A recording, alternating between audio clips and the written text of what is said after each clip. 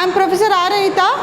Today we will be discussing in management and organization behavior administrative theory, that is, it is also called as administrative management.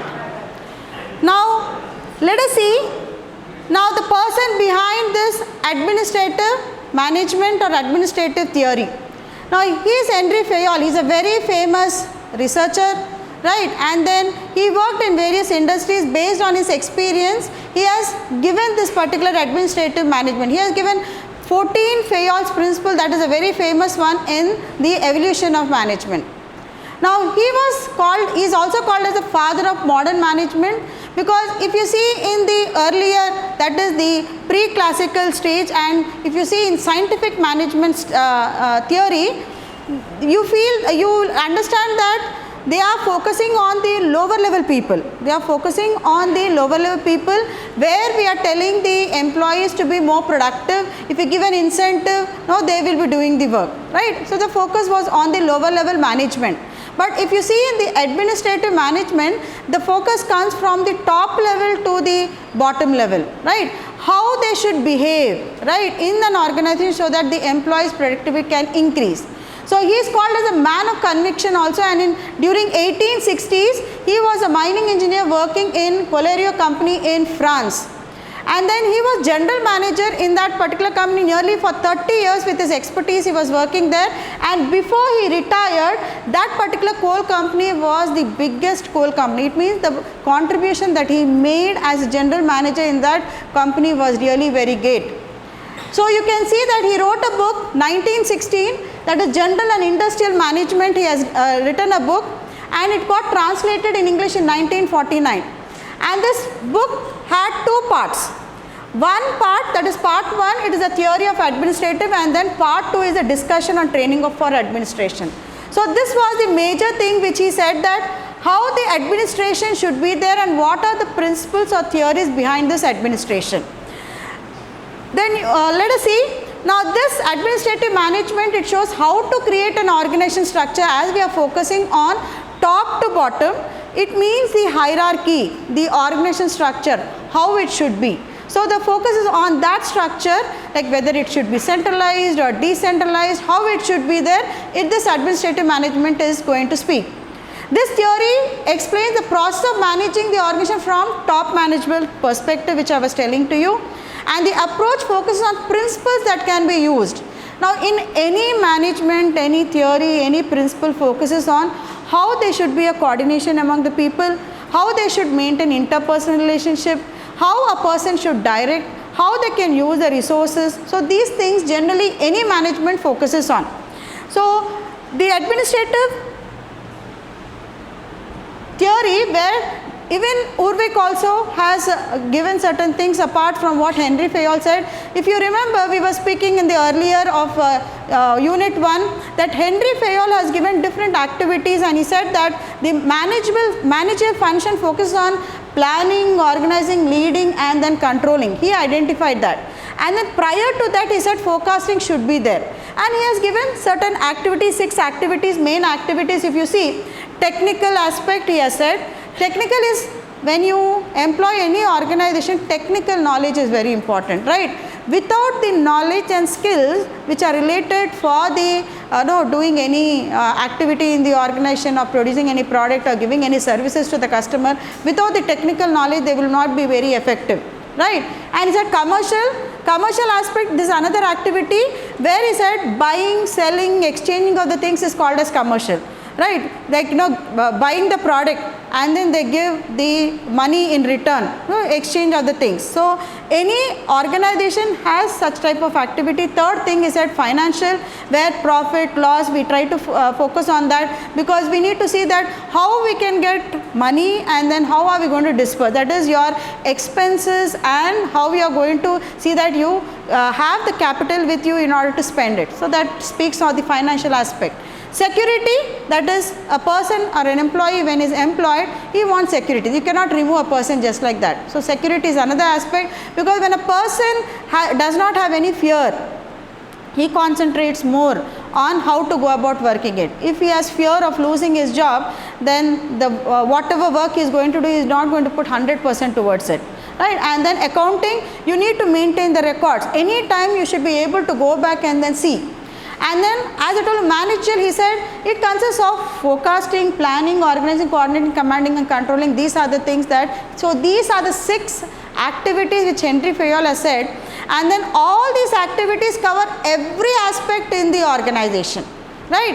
And then if you see, this administrative management focuses basically on these 4 important things which we are going to study in the further slide. That is division of labor. Who was the person behind the division of labor? Adam Smith, right? And then departmentalization, that is according to the specialization, according to the functions, we need to divide the total organization. If you see finance, marketing, HR, purchase, we have different divisions. That's called departmentalization based on the way they function. And then coordination among the employees and the way they are going to behave. Now, what are those 14 principles he focused on? We shall be studying in detail, and how to remember these 14 principles also I am going to tell you. The first one is specialization or division of labor. Now earlier what we had the specialization, we had only one specialization when we studied. Now we have a dual specialization, right? It means they want the management people to have multiple skills, remember, not one skill. You need to have multiple skills to understand the comprehensive view of the organization. So you need to focus on a person. When you are specialized in finance, any job in finance you will be able to take, right? And then when you are specialized in finance, the job in finance you will be able to be more productive in that particular area because you learn certain tools, techniques and how to employ them. So specialization, division of labor should be there, so that when we do that, naturally the efficiency of the employees is going to increase because you are doing what work you are good at, right? So he said focus on that. Second thing is authority with responsibility. Now there are 3 things which I earlier also told you. Authority, responsibility and accountability goes hand in hand, right? Now when you talk about authority with responsibility, you give him power. And then if you don't tell he is responsible, then it's waste. Then you give him responsibility and you don't give him power, he cannot be able to get the work done. So authority or power should be there, and then authority with responsibility should be there, so that why do we give power? We want people to do the work whatever you are going to tell. That is a direction as a leader. Now if you do not give power, then he will not exact the work from the employees who are there below you. So that obedience is nothing but listening to the higher ups, so that when we have the authority they will listen to you. Third aspect is discipline. Discipline is you have certain set of rules and then people should follow those rules. Any organization has rules. Even if you see, even in a college, the rules are there that you need to come like this and then go like this, you have to dress up like this, you have to talk like this, you have to be like this. So it is like no slacking and bending of rules. Discipline is discipline, right? So if you have that, things go systematically, he tells. And then fourth aspect, he tells unity of command. Now there should be a one person telling you how to go about doing it. So if you have too many bosses, yes, over you, it will be very difficult. Right now if you see in the organization, sometimes you need to report to 2-3 bosses, right? So not one boss. When you take up any new project, not only you are working in one function like it's HR, you need to report to general manager HR, but also you need to report to the project manager. So in the modern organization it may not be so effective, right? But he tells that when you have one person directing you, people are clear from whom they have to take the direction. Then the fifth aspect is unity of direction. A single mind generates a single plan, and all these are going to play a part of this plan. It means that if you have one single direction, one plan, too many plans, too many directions, you will get confused, right? If you have in which way you have to go, there is one goal then, but right now organizations are not seeing this. So like suppose you have started a new product and suddenly a competitor is going to come out with another product, right? So now they have added some extra features than what you are trying to give. Now you cannot tell that whatever my goal was this year to produce this product, this features. If you go on producing that, nobody will take your product. So you need to change the direction, right? So according to the need, according to the market, you also have to incorporate right now. Earlier it was functioning, but now it cannot function. So he tells that there should be unity of direction, so that there is a more clarity about in which direction they need to move on. And then subordination of individual interest.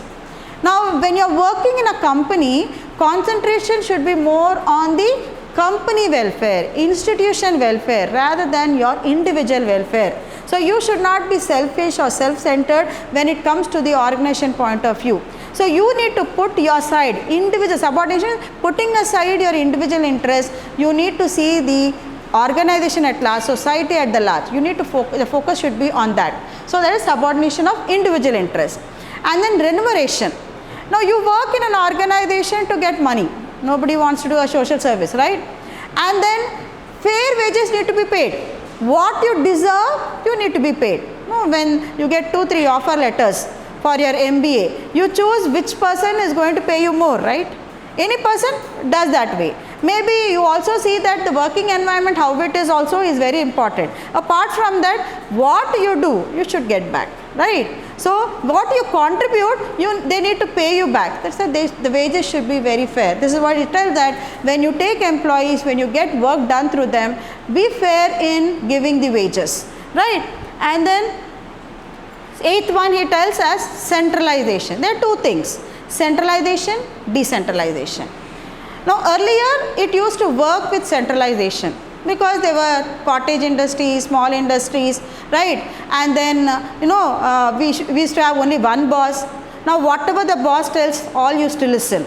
But now they are large organization. You cannot have a centralization, you need to go for decentralization. Every manager need to be given power, right? And then if these people are not given power, they cannot execute their work effectively. You cannot tell that if I have to take a decision, let me wait for my higher boss to come, let him tell. No, you can't wait. Certain decisions, day-to-day decisions, you need not wait for the top boss to tell you. So decentralization makes you to take, yes, many decisions. So, but right now the organization are functioning with decentralization, but he tells right centralization is important because one person when he tells everything are clear. If there are too many people, it will not. This is according to Fayol at that time, but nowadays it will not work, centralization. And the 9th one is the scalar chain. Now this is also called as line of authority. Now very beautifully he has given the scalar chain. He tells that when you are, suppose you are an employee, G employee, right? Now you need to communicate to this Q employee. So as per the rule, what they tell is, you cannot talk directly to Q because as per the authority and this thing, anything your boss should know when you are trying to communicate with others. So what you have to do, you have to tell him and he will take permission from him, he will take permission and then the information will go to this. He tells it's going to take a long term, right, long time, right, in order to see that what information you need to share with him, yes, you will not be able to do it. But what it tells, in order to minimize the time, in order to take quicker decisions, because we need coordination and collaboration with the other department. No person can work individually. So when you are working in an organization, there should be a collaboration between different departments. For that you need to speak to the other person. So when you are trying to speak from F to P, when you are trying to have that communication, it is called as a gangplank, he tells. It makes the things easier and then we can make quicker decisions. So he has given this scalar chain where he tells that using the Fayol's plank, also it is called gangplank, you can take quicker decision. That is the scalar chain that he has given the principle and then back. Right. 10th one is the order.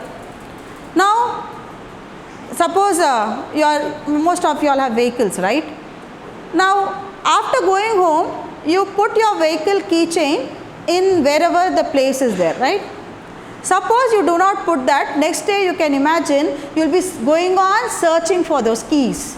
So if the right thing is there at the right place, it makes your work also easier, right? So order is nothing but having the right things in the right place. So like when your mother cooks, right, she keeps, suppose you by mistake in place of sugar you put salt. So your mother is used to that particular place where things are there. So she just picks it up and puts that, she can go wrong. So we need to place the things where they are to take quicker decisions and to see that it is very effective. So all the materials personnel have a prescribed place and they must remain there. And then equity. Equity is equal treatment, whether it is men or women, right? If they are doing the same work, you need to pay them equally. You cannot differentiate. No, she is a woman, okay, whatever work is there, I will give 10 rupees only. For men, this person is working, I will give you 15 rupees. No, it cannot be like that.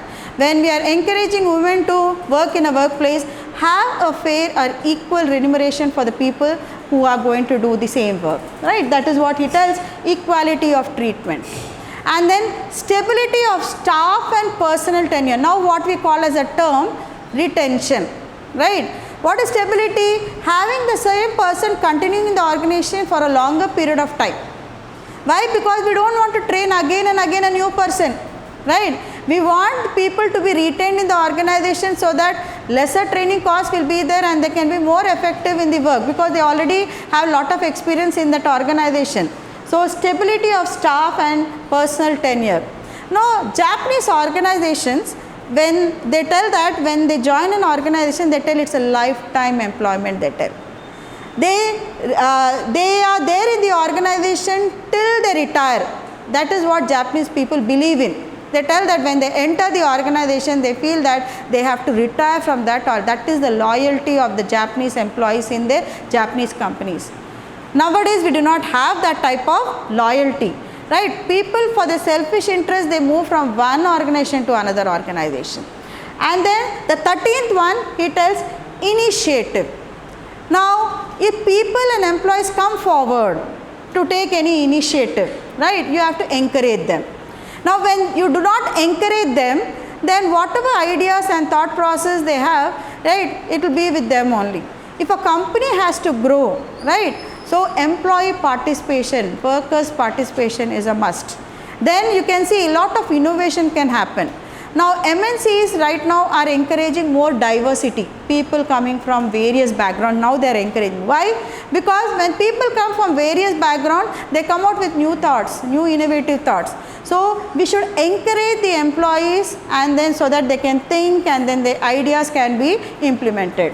And then Esprit de Corps, this is the 14th Fayol principle, where it focuses on unity.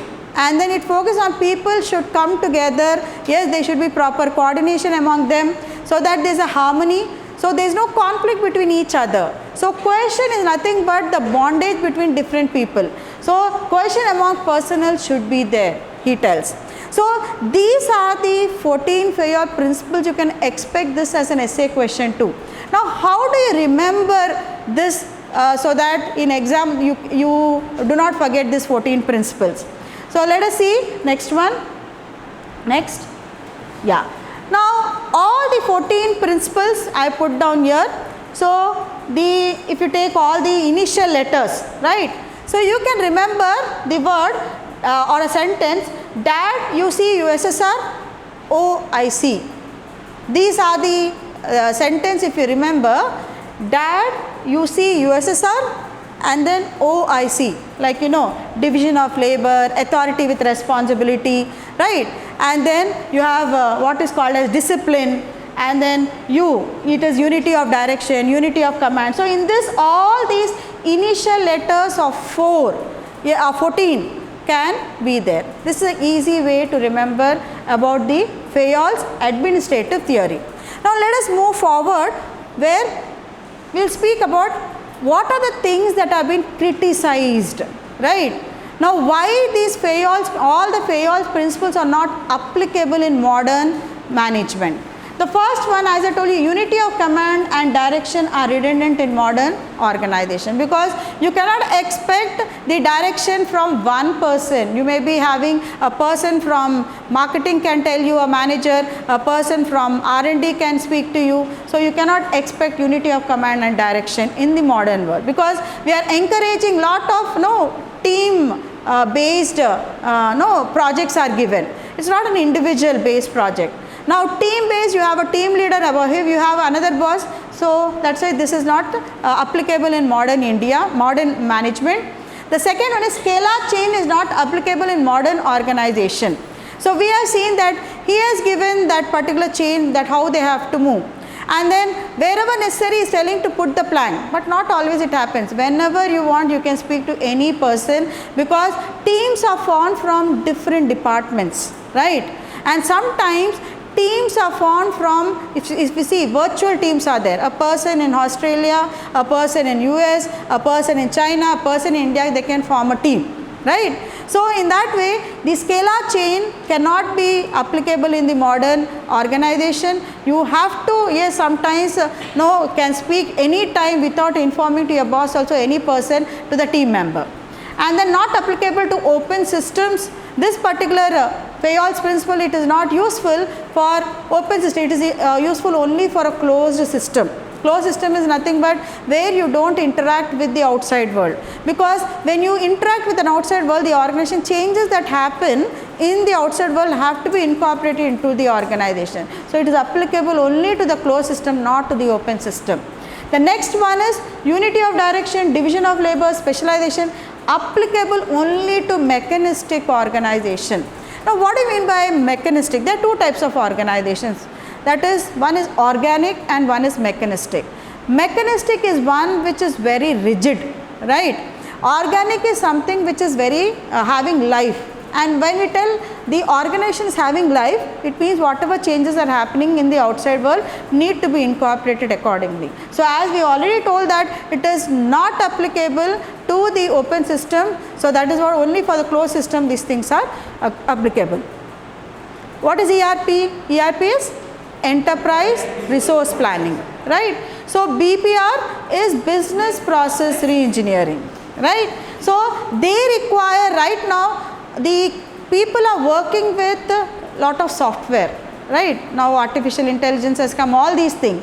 Now for that you need multiple skill set. Not in one area you should be specialized, you need to have, yes, various areas where you should be specialized to be very effective in using of the software. You should also understand from the reports also, you should be able to interpret, that skill also should be there, not only implementing the software but also taking the reports and then taking decision too. So in that way division of labor and specialization not applicable, you cannot have one skill set, you have to have multiple skill set, right. And another criticism which it faced was unity of command and unity of direction, that already I have explained to you. Yes, this was the criticism that was being faced with the Henry Fayol's principle. Next one you can go. Another 5 minutes, then we can go for the next topic, that is bureaucracy. Now our Indian organizations are they are lot of bureaucratic in nature. Now did you hear this word bureaucracy means what? They are very rigid, right, rule minded. Now if you go for any government organization, what do you see?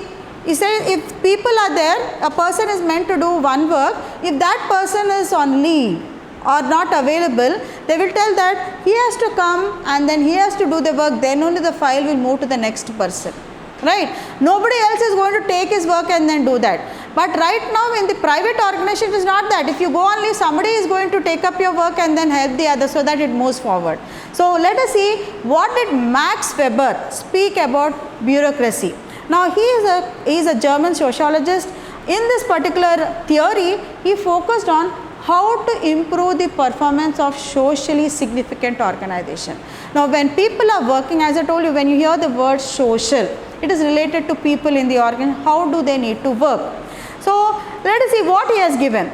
Now this bureaucracy which Max Weber has given, and then he said during late 18th and then early 19th, he said the bureaucracy is based on certain guidelines. They are most logical and rational structure, where in large organization we take this particular concept, because rational and logical in the sense they should be a basis for anything when you do, right. Now you have certain policies, procedures which is implemented equally to everyone. Now that is bureaucracy. Suppose you need to consider some people you cannot consider, like for an example, let us take in our college about the attendance thing, let us take. Now when people go for internship, when the college is going to send on internship, now the student will not be attending the classes, right. So we said 75% of attendance is mandatory to write the exam, right. Now when we tell 75% is mandatory and a person has gone to internship and the person has 50% of attendance, then we tell this person is not suitable or is not cannot write the exam. But we need to be flexible, right. So what is the flexibility? A person who does internship, even though he has 50% of attendance, can be considered for applying for the exam. So bureaucracy is based on that policy of 75 we cannot stick on. According to this theory, we can, we can also accommodate those changes in the present day world. But what, according to him, yes, we cannot be flexible with the changes that need to be incorporated in the organization, right? And the second one is founded on legal or rational authority, that is by law, by rule, right? And then positional authority stems from legal authority. Now, when position is nothing but, suppose they give you a general manager position, and as per rule a general manager has to do these things, right? So positional authority will come based on some legal authority. And then charismatic authority stems from personal qualities of the individual. If you want a person, to do the work, so with the charisma of a leader, a person who does not do the work also, he gets inspired and he will be doing the work. So when you are leader does not mean that you have a position, you are a leader. Leader also comes the way you handle the things in the organization, the way you inspire a person, even though you do not have a position, but still you are going to get an authority where people will start listening to you, right? So the bureaucracy is based on these things, right? Thank you.